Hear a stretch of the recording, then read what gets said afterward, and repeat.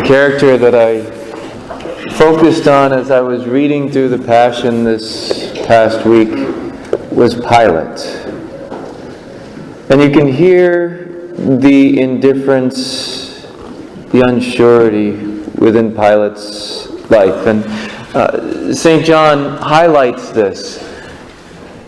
Whenever he's speaking with Jesus, he's in the praetorium, but the Jews won't come into the praetorium because they don't want to defile themselves, so he has to go out to speak to them.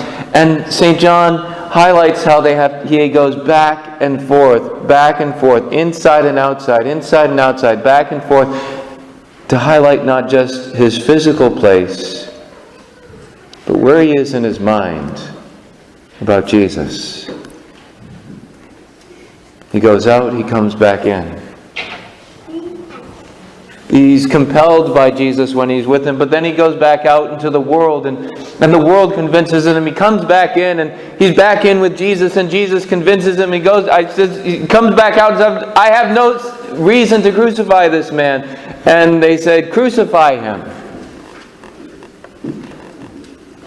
And he listens to the world. He listens to the world. And in our lives, it's so easy for us to go back and forth, back and forth. We come, we spend time in prayer, spend time hearing our Lord speak to us in the Mass and the readings and receiving Him in Eucharist, and we love Him. Maybe we have a high on a retreat, powerful experience, and we're saying, yes, Lord, yes, Lord, yes, yes, Lord. But then we go out into the world. And out in the world,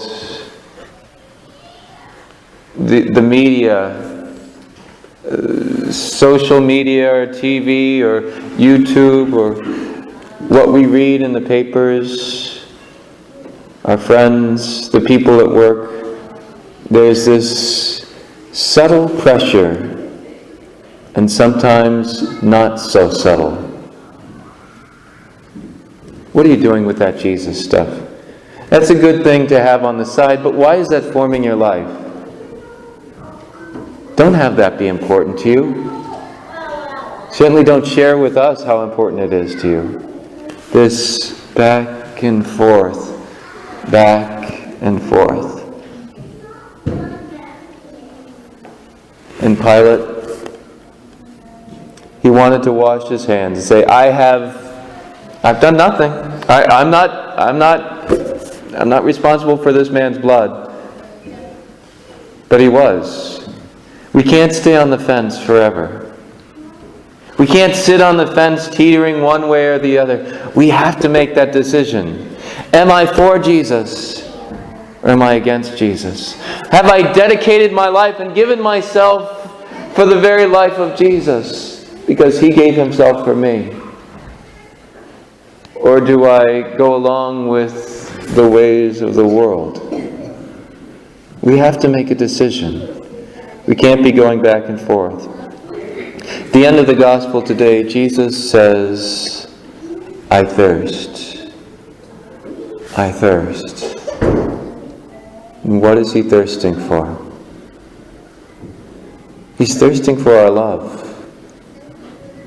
He was thirsting for Pilate's love, but Pilate couldn't give it. He's thirsting for your love, for my love.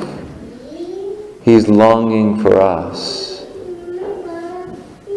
Will we go back and forth, or will we live our lives to quench the thirst of Jesus?